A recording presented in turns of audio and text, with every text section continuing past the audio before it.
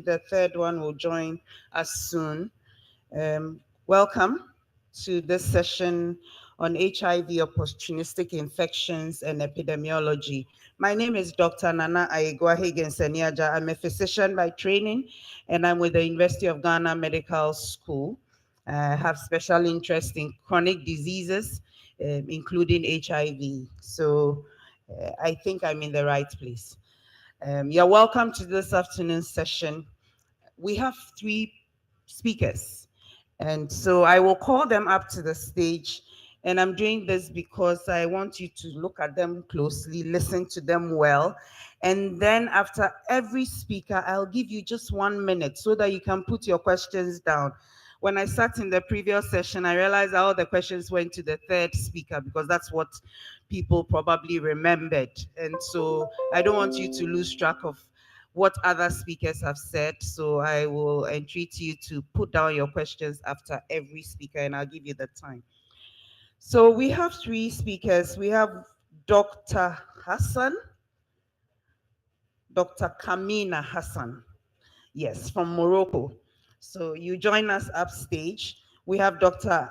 Isaac Tremantin from Ghana. You also join us upstage. And then we have Mr. Lucky Makonokaya. Sorry if I've butchered your name. If you are here, please join us. We hope he can join us soon. Um, we all know how important opportunistic infections are in HIV, especially among those with advanced diseases. We are going to hear presentations from 3 different countries, and so please pay attention. Every presenter has 10 minutes. Hopefully the third one will join. If he doesn't, we will give the extra 5 minutes to participants to ask questions. So we'll start off with Dr. Hassan. I'll say a little bit about Dr. Hassan. Dr. Hassan is an infectious disease physician with the Department of Infectious and Tropical Diseases at Ibn Rushd University Hospital in Morocco. I hope I got that right. Good. He's been a participant at several international congresses on infectious diseases. He's also done some internship in France, also on infectious diseases. Dr. Hassan, being here, you have 10 minutes to tell us what you have on opportunistic infections. Please, let's clap for him. It's not easy being upstage. Good morning, bonjour.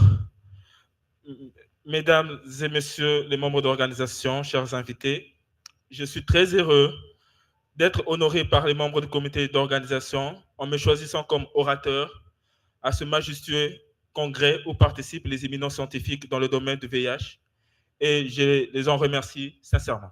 Thank you very much. Je suis heureux de vous présenter notre travail réalisé au CHU Ibn Rushd de l'Université Hassan II de Casablanca, au Royaume du Maroc. Donc, le travail est intitulé Toxoplasmose cérébrale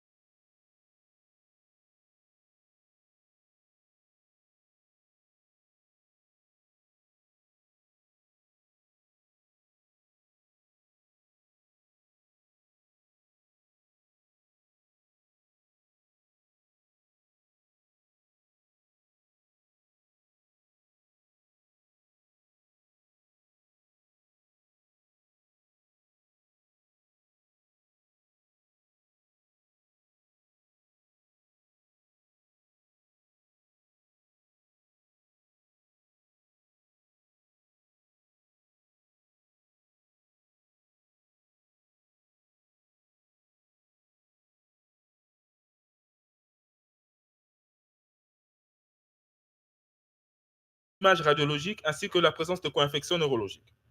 Et l'analyse statistique était réalisée par l'application SPSS version 5. Alors, comme résultat, au total, durant cette période, on a recueilli 17 patients dont l'âge moyen était de 42 ans, le sexe ratio était de 1,4, le sexe féminin était prédominant dans 59%, et il y avait deux groupes. On avait scindé deux groupes. Il y avait les patients chez qui le diagnostic était confirmé durant l'hospitalisation, et les autres chez qui les patients étaient déjà suivis pour l'infection VIH. Chez les patients diagnostiqués durant l'hospitalisation, 11 avaient une charge virale moyenne de 2 21 090 avec un taux de CD4 à 86 cellules et 3 patients avaient une charge virale indétectable, mais on a confirmé par le Western blot et le taux de CD4 était à 148 cellules par mètre cube. Dans le deuxième groupe, donc les patients qui sont déjà suivis pour l'infection VIH et qui sont sous traitement antirétroviral, un seul patient n'était pas contrôlé sur le plan immunologique et virologique, donc il avait une charge virale à 748 617 avec un taux de CD4 à 21, et deux patients étaient contrôlés sur le plan immunologique, sur le plan virologique et immunologique. À l'examen clinique, la manifestation clinique la plus importante, les manifestations cliniques les plus importantes évidence chez nos patients, c'était premièrement le syndrome méningé, chez 15 patients, et chez qui l'examen cytobactériologique du liquide cérébrospinal a confirmé une méningite à liquide clair, lymphocytaire, avec une pléocytose à 803 éléments, une hyperproteinurie élevée, avec une moyenne de 3 grammes, et un taux de glucorachie qui était bas, avec une moyenne de 0,30 grammes par litre. La deuxième manifestation, c'était le déficit moteur. Troisième manifestation, l'encéphalite. Et quatrièmement, le triade de Bregman. Le triade de Bregman euh, comprend le syndrome infectieux, le syndrome d'hypertension intracrânienne, ainsi que le syndrome de focalisation. Comme infection, la sérologie antitoxoplasmose IgG positif était positif dans le liquide cérébrospinal et dans le sang chez tous les patients. Comme infection opportuniste qu'on a mis en évidence en dehors de la toxoplasmose, c'est l'encéphalite ACMV chez 4 patients, la cryptococcose méningée chez un patient. L'IRM cérébral était resté chez tous les patients hospitalisés, mettant en évidence des lésions sus- et sous-tentorielles avec un édème périlésonel. Et sur le plan thérapeutique, tous les patients étaient admis pour toxoplasmose étaient traités sous Bactrim, donc le cotrimoxazole, en raison de 2 grammes toutes les 8 heures, associé avec l'acide folinique. Malheureusement, on n'en avait pas, mais on les a mis sous acide folique et associé avec la corticothérapie. La durée était pendant 6 semaines et le traitement d'entretien, on a fait à demi-dose. Donc, il y avait un seul patient qui avait mal évolué sur le plan clinique et radiologique malgré le traitement de Bactrim. Et chez qui nous avons réalisé la biopsie stéréotaxis et l'examen anatomopathologique qui était complété a mis en évidence des tachyzoïdes, qui est la forme réplicative de la toxoplasmose, qui était mis en évidence par immunomarquage. Dans la discussion, donc, la toxoplasmose cérébrale est la plus fréquente infection opportuniste du système nerveux chez le patient VIH et survient très souvent par réactivation d'une infection latente quand le taux de CD4 est inférieur à 100.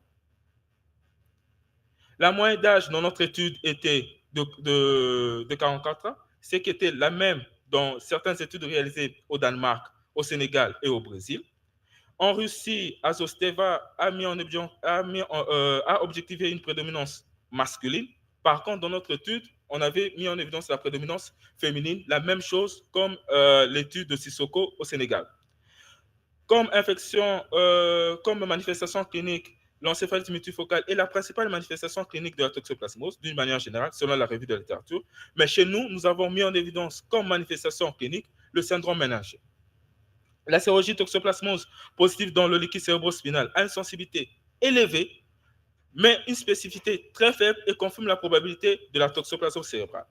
La PCR du liquide cérébrospinal est l'étalon d'or dans le diagnostic de confirmation de la toxoplasmose cérébrale avec une spécificité de 96%. Mais elle a une mauvaise sensibilité, raison pour laquelle la PCR toxoplasmose dans le liquide cérébrospinal négatif n'élimine pas le diagnostic. Comme,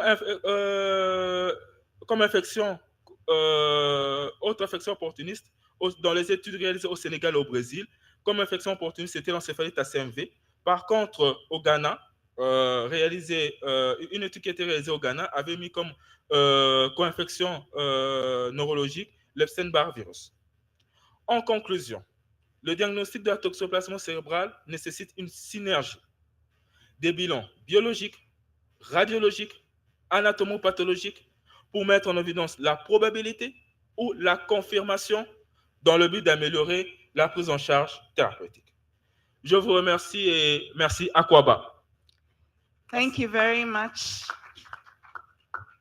Dr. Hassan. Thank you. Today I've gone deep within my brain to try and remember all the French that I learned years ago. But thank you. Thank you very much. So please, I'll give you 1 minute to jot down your questions for Dr. Hassan so that you don't forget it. Whilst Dr.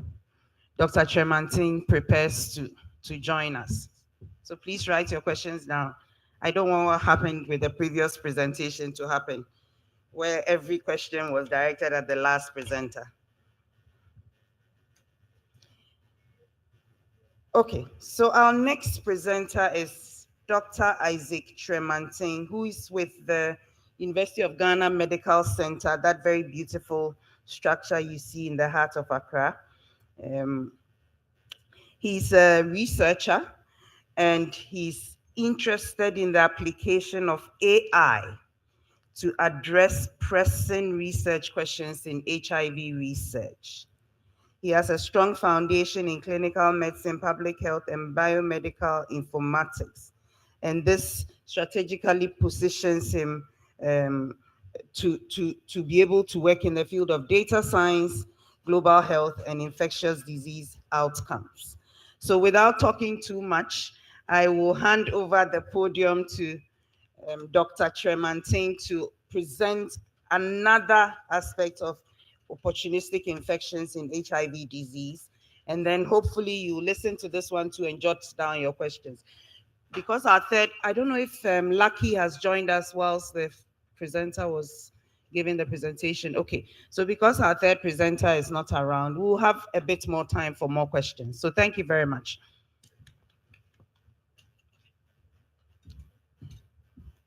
All right, good afternoon. Um, my name is Dr. Chematin, a clinical data scientist with the Medical and Scientific Research Unit at the University of Ghana Medical Center. And go to the previous slide, So with my collaborators from the Kolebu Teaching Hospital, I'm presenting our work on titled High Mortality from Cerebral Toxoplasmosis Among People Living with HIV in a tertiary facility in Ghana. Next slide. So cerebral toxoplasmosis is a leading cause of focal brain infections in adults living with HIV.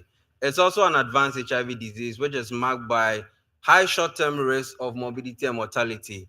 In 2024, the WHO reported rising cases of advanced HIV diseases in newly diagnosed infections, as well as in over 30% of those re-engaging in care. In 2015, cerebral toxoplasmosis accounted for approximately 15% of all inpatient deaths among people living with HIV worldwide. Now, unfortunately, the data on the distribution and the clinical outcomes of HIV-associated cerebral toxoplasmosis has been limited, especially in our settings. So our team set out to assess the clinical outcomes of cerebral toxoplasmosis among inpatients at the Kolebu Teaching Hospital, which is one of the biggest tertiary facilities in Ghana. Next slide. So this was a descriptive study where we retrospectively reviewed the admission records of patients between 2012 and 2020. So these were patients who were aged more than 18, admitted at the infectious disease unit of the Kolebu Teaching Hospital. Now, we collected social demographic and clinical characteristics from these patients, all of which were managed for cerebral toxoplasmosis, and our outcomes were whether they died or they were discharged. With these characteristics, we ran a multivariable model to look at some factors that were associated with mortality. Next slide. So over the period, we had 6,741 admissions. We were interested in the central nervous system related advanced HIV diseases. So this was 226. Now, from those, cerebral toxoplasmosis cases were 205. So that gave us a pure prevalence of 3%. Now, looking more keenly at the central nervous system related advanced HIV diseases, we realize that cerebral toxoplasmosis dominates this group. So this group has TB, meningitis, cryptococcal meningitis, but as we can see, cerebral toxoplasmosis is about 90% in this group. Next slide. So in cases that were diagnosed for cerebral toxoplasmosis, majority of our patients were female. Most of our patients were between 25 to 29, and more than half of our patients were newly diagnosed. For our admission outcomes, and this is a very critical point, 2 out of 3 patients died, and more than half of these deaths were in the first 72 hours. Next slide. So for neuroimaging, less than half of our patients were able to do the requested neuroimaging. We usually request head CT scans. So for the head CT scans requested, about 11% come back normal. For the ones that were abnormal, majority of them had the focal lesion, which is a characteristic ring enhancing lesion, but a few of them that did not have lesions had just diffuse edema or diffuse infarct. We went ahead to characterize the focal lesions. So we saw that majority of our lesions were in the cerebrum and the basal ganglia. Next slide. So running a secondary analysis with a multivariable regression, we saw that the deaths in the first 72 hours was statistically significant because deaths in this period was about threefold. Now, clinical factors associated with the mortality were having a low Glasgow coma scale and neck stiffness. So both of which increase the odds of mortality between 3 to 3.5 folds. Next slide. So we put all this together, and what does it mean? It means that we recorded high mortality from cerebral toxoplasmosis in our patients at the Kolebu Teaching Hospital. We compared our findings with an earlier study done in another tertiary institution, and in a cohort of about 143 patients, the mortality they recorded was 34%. A recently published study from Cameroon, they had a smaller cohort, that's like 39 patients, and they recorded mortality of 24%. For secondary analysis, we realized that the mortality in the first 72 hours was also significant, and we believe that this is due to the initial disease severity and or lag in treatment. Now, the factors that were associated were low Glasgow coma scale and neck stiffness. Both of these actually indicate severe disease, but especially with the neck stiffness, some studies have also shown that when patients have cerebral toxoplasmosis and neck stiffness, there may be coexisting bacterial and tuberculous meningitis. So if you are treating the cerebral toxoplasmosis and you don't realize this, you realize that your treatment may not be working. That is why these people had an increase in the odds of mortality. So our conclusion is that cerebral toxoplasmosis is dominating the CNS-related advanced HIV diseases in our patients. Mortality was high, with most of the deaths occurring in the first 72 hours. Now, clinically relevant features that we saw from our cohort was having a low Glasgow coma scale and neck stiffness. What our recommendations are is that national programs should improve case finding strategies and link it to care. This will put our patients early on ART, therefore averting advanced HIV diseases. Now, clinicians, especially those who take care of people living with HIV, should have a high index of suspicion for cerebral toxoplasmosis in patients who are hospitalized, to initiate prompt empiric therapy, because we have a therapy for preventing some of these advanced diseases. Clinicians should also keenly monitor patients who come in with severe diseases. We know that we have some logistic challenges when it comes to intensive unit care and stuff, but I mean, with keen monitoring, we will be able to avert a lot of these mortalities. So these are my references. Thank you. Next slide. So you could scan this QR code to connect to me. Thank you. All right. Thank you very much, Dr. Chairman. We are doing very well with time. Lucky. Is Lucky here? Okay. Since we don't have Lucky, I hope you have your questions ready for our two presenters. Sorry. You have a question for him. Okay. So Our first presenter has a question for the second presenter. That's a new one. Thank you. Thank you.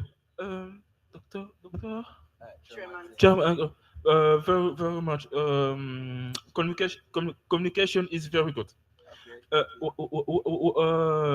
One question, bon, en français, mais je vais me débrouiller pas mal. Oh, ok. Je voulais juste savoir, chez vos patients, vous avez beaucoup de la mortalité très élevée. The mortality in study is high. Okay. Why mortality is high? Oh, absence without computer scanner or difficulty to diagnostic toxoplasmos or or another problem or another difficulty. All right, thank you very much. So, if I'm understanding you, you are asking why the mortality is high. What are some of the factors associated with the high mortality, right? You want to know why? Yeah, so we realize that we still have late HIV diagnosis in the communities, right? As you can see, more than half of our patients with cerebral toxoplasmosis were newly diagnosed. Newly diagnosed was defined as patients who were diagnosed within 1 month or they were not linked to any ART site. So these were people who actually once we are diagnosed with cerebral toxoplasmosis, we are actually also diagnosing them of HIV. You understand? So late presentation. Now, also late identification or late delayed in initiation of ART.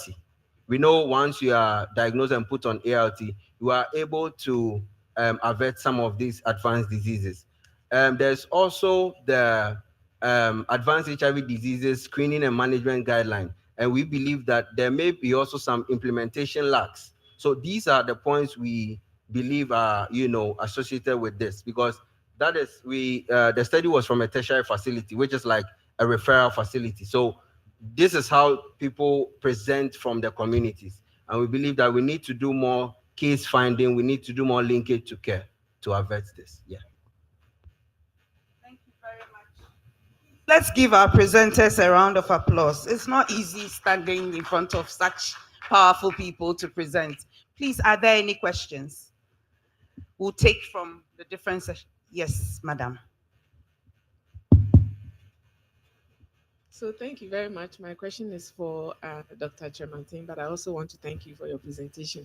I have a quick comment and then a quick question. The comment is that and my name is Nadia Sam, by the way. I'm a pediatric infectious disease doctor, and I also treat HIV patients.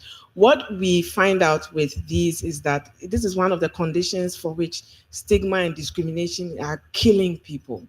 That there are people who, when they start getting ill, they themselves know they are ill. They may or may not know they have HIV, or they know they have HIV and they are in significant denial. So will not present for care, or their families may not present them for care, and they deteriorate at home and they come in very, very sick and close to death. And I've had patients like that.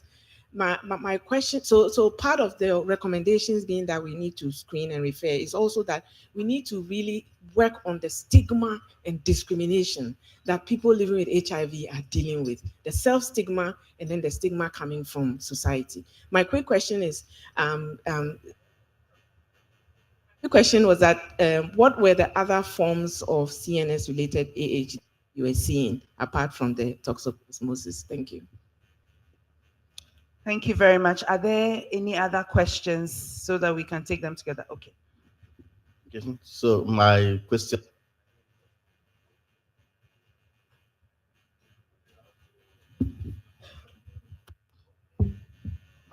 Disease program. So mine is just a clarification. Do you have any laboratory tools in diagnosing toxoplasmosis, or is just by clinical science and management? Thank you.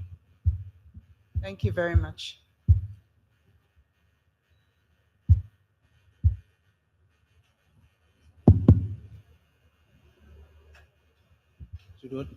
Okay, thank you very much. I wish to appreciate the work you've done, both of you. And the colleague from, is it Morocco? My question will be in English. I hope you'll be able to hear or understand what I'm going to ask, right? So, your, I saw your method for the diagnosis of the cerebral toxoplasmosis. And I think it's a bit linked to what a colleague from Ghana was doing. But I want to find out, I saw something on the serological marker, which is on the IgG, antitoxoplasmosis. I know that IgG is usually for chronic markers of infection. So I was wondering, why wouldn't you emphasize the IgM, seeing that even in toxoplasmosis treatment, when you have successfully treated, the IgG may linger on in your assay for a period of time. So if it was forming a significant part of your conclusion that this might be CNS toxo, I think it could be misleading. Then linked to the other question, maybe this one can go to both presenters.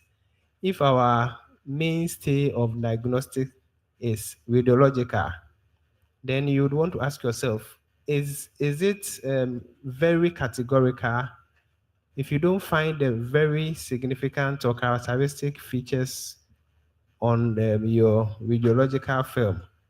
How confident do you become that this is indeed CNS toxoplasmosis or toxoplasmosis infection? Could it not be any other form of infection? Or could we not be having a mixed infection? And if it's a mixed infection, how did we control for them so that we didn't conclude that this is CNS only? And for which reason CNS toxoplasmosis? For which reason we probably are having a high mortality? I don't know whether you get my question. Thank you. All right, thank you very much. Just so that we don't lose our responses, let's let them take the questions as were asked. I think the first one went to you. Um, All right, thank you the very much, comments Professor from, Nadia Sam. yeah. The other forms of advanced HIV diseases were tuberculous meningitis, cryptococcal meningitis, also bacterial meningitis, but also we had one case of progressive multifocal leukoencephalopathy, and those were actually what were our top cases. Yes, please. And okay, the lab. Okay, you can take that the Yeah. next one. Someone asked about the lab too. So we know that well, ideally we should use a brain biopsy to diagnose cerebral toxoplasmosis, but that is too invasive. So then we revert to neuroimaging. Now studies have shown that MRI is actually better than CT scan, but we know our part of the world. So we use CT scans. So our preferred diagnostic tool would be a CT scan, but as I presented, less than half of our patients, due to logistic and financial barriers, are able to do this. So then we combine both the clinical signs and symptoms and the imaging. I hope you are getting me. Now, also, advanced HIV diseases, usually if you have a CD4 count less than 200, we know we are categorized as having an advanced disease. So we are, looking at you very critically. So these are some of the things we use for diagnosis. All right, thank you very much. And then to you, I don't know if you got the question. Why IgG and not IgM, right? Ok. Dans notre étude, normalement, la confirmation de la toxoplasmose, ça se fait soit sur le plan biologique, soit par la PCR, soit on fait la sérologie où on trouve IgG, IgM positif, le 2, dans le liquide cérébrospinal, pour confirmer la toxoplasmose cérébrale. Mais chez nos patients, on n'a pas trouvé le IgM qui était positif. Mais le IgG était positif avec un titrage très élevé, et dans le liquide cérébrospinal, et dans le sang. Mais la confirmation, je peux dire le diagnostic probable de la toxoplasmose, nous sommes basés sur l'amélioration clinique sous traitement thérapeutique. Donc, on a mis le traitement de bactéries en se basant sur les arguments cliniques, radiologiques. Et s'il y a une bonne évolution sous le bactérie, ça signifie que le diagnostic de la toxoplasmose est le plus probable. Concernant l'IRM cérébral, normalement, bon, ça dépend de chaque pays. Au Maroc, on a cette possibilité de faire le scanner cérébral, l'IRM cérébral le plus tôt possible. Voilà. Et vu que l'IRM cérébral a une bonne montre des lésions plus spécifiques que le scanner, vu qu'on a cette disponibilité de faire l'IRM, d'où on en profite pour faire l'IRM cérébral le plus tôt possible. Voilà. Thank you very much. I think I will summarize from my translation that I'm getting here. In their patients, they did not find IgM, which was positive, but IgG was positive with a very high titer, both in the CSF and then in the blood. So I think that may address a bit of your question. But in the confirmation, I can say the probable diagnosis of toxoplasmosis. We based our findings on clinical improvement under therapeutic treatment. So basically, from what I'm gathering, it's a combination of clinical, radiological, and then serological tests to make that diagnosis. Does that help? Thank you very much. So we'll take, have all the questions been answered? You had a question. Has it? Okay, good. We'll take another round of questions. Please, his hand has been up for a while, sir. My question is for Dr. Hassan, but in French, because my first language is French. Yes. Dr. Hassan, vous n'avez pas précisé les comprimés. Vous avez parlé des 2 comprimés de cotrimoxazole. J'aurais bien voulu quand même savoir si vous aviez eu de comprimés des 480 mg ou de 960. Je crois que j'ai commis, peut-être j'ai omis. En fait, ce sont des comprimés de 800 bar 160. Yes. Et on le donne, donc on donne maximum, on donne 6 comprimés pendant 6 semaines, donc le traitement d'attaque. Et après le traitement d'entretien, on fait la demi-dose et jusqu'au on va arrêter le cotrimoxazole si et seulement si le taux de CD4 est supérieur à 200, ou soit la charge virale qui est indétectable dans le 3 mois. Je voulais seulement avoir des précisions Voilà. sur cette partie-là. Mais je voulais savoir aussi s'il y a eu des malades mis sous forme injectable. Non. Et je voulais également savoir si vous donnez systématiquement l'acide folinique avec cotrimoxazole ou acide folinique avec sulfadiazine et pyrimétamine. Normalement, on doit donner l'acide folinique avec le cotrimoxazole. Mais malheureusement, au Maroc, on n'en a pas. On donne que l'acide folique pour essayer un peu de donner un peu, d'éviter les troubles hématopoïétiques de bactéries. Et aucun malade sous sulfadiazine? Non, c'est pas disponible au Maroc. Okay, that was an interesting interaction per my translation. So it had to do with, let me get this right. Okay, so they were talking about cotrimoxazole, the tablets that were giving, whether it was tablets that was giving and then the dose that was given, and then also whether they were adding folinic acid. Yes, folinic acid to the cotrimoxazole. So that was the interaction that went on. Yes, and I think Dr. Hassan says folinic acid should be given with cotrimoxazole, but unfortunately in Morocco we don't have it. That's what you said, right? Okay, all right. Thank you very much. Today I'm learning French all over again. Please, are there any questions? Yes, sir. Thank you. I have 2 questions. The first to the presenter from Ghana. I think, except I'm mistaken, your data set ended in 2020 or 2021. Do you think that there is a change in mortality from 2021 to 2025, considering the efforts that have been put in the fight against HIV in Ghana? Then my second question goes to Dr. Hassan. So considering your cases, you had 17 cases that you studied, and looking at the epidemiology of HIV in Morocco, I want to talk about financing. So you are recommending a combination of clinical, radiological, and serological testing. So is this accessible to everyone in Morocco, or is there some subsidization by your national HIV program to make sure that there is access to those who need this kind of combination of diagnosis for cerebral toxoplasmosis? Thank you. Thank you very much. Are there any more questions from our participants? Okay. Thank you. Thank you very much for your question. So yes, the data set ended in 2020, and we're actually looking at the data after. So we're actually collecting a comprehensive data to look at what has changed after that study. So it's something that is still, the team is still looking at. Merci pour la question.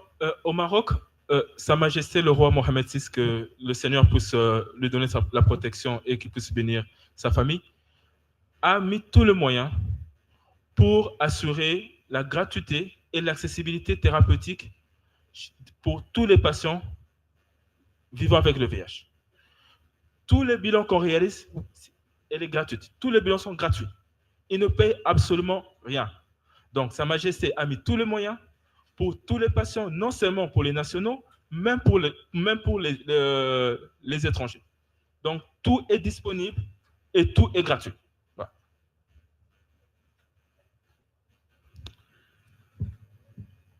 Okay, so I think the leader of Morocco, right, is being praised for all the measures he's put in place to ensure that people get free care. And so that's definitely a lot of political will there to support HIV care. So, yeah. All right. Thank you. Thank you very much. I think just to add, I think it's the combination of let me say diagnosis for toxoplasmosis. It must not, you must not have all. So as he was rightly saying, the IgG is a chronic marker that you find. So usually you may not want to be using IgG. The neuroimaging, as we said, in our part of the world is limited. So usually use your signs and symptoms. If you have the imaging in addition, you do. The CSF IgG is actually 100% specific and sensitive. So if you do find CSF IgG, yes, your patient has, how do you call it, toxo. But the question is an invasive procedure. And you actually do not want to be doing that routinely in our part of the world, where IPC issues, we have infection prevention control issues. And so with that invasive part, we usually do not do it. So we would use the clinical signs and symptoms, and then you add your neuroimaging if possible. But then you start your treatment for the toxoplasmosis because your signs and symptoms are that suggestive. However, if it is toxoplasmosis you are treating, within 2 weeks, you should have almost 96% of your patients improving. If the patient is not improving, then you should be thinking that it is not only toxo I'm treating, it may be a mixed infection, or it may just also not be toxo. And that will also address his question that he was asking about. If whether we think it's only toxo that may be amongst the patients. Thank you. All right, thank you very much. I think our time is up. Please let's give a round of applause to our presenters. I will just conclude with my take home. Back to the basics, starting from what she said, stigma reduction, so that we can get our persons living with HIV coming to get the test done. They are initiated promptly on ART so that we can prevent some of these opportunistic infections, and then the the advancement of HIV. And then once they get it, we also need to screen and pick it up as quickly as possible.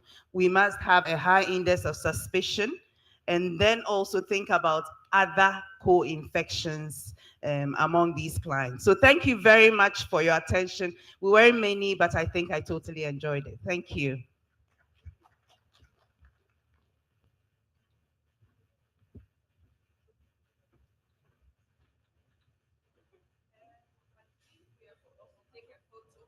We're supposed to take a photo, so please don't deny us that. Let's take a photo. We'll just do it here. So please join us. I'll do with the speakers first, and then others can join. Thank you very much.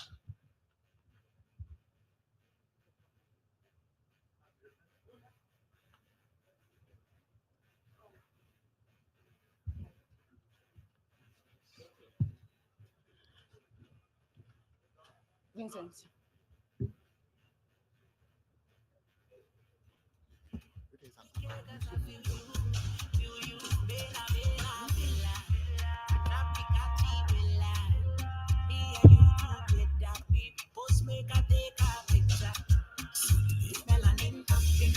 Step in the front, show walking.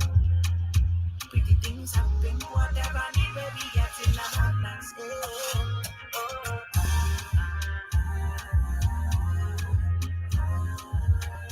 Make somebody call me Diana, Diana.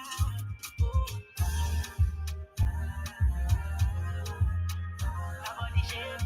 Make somebody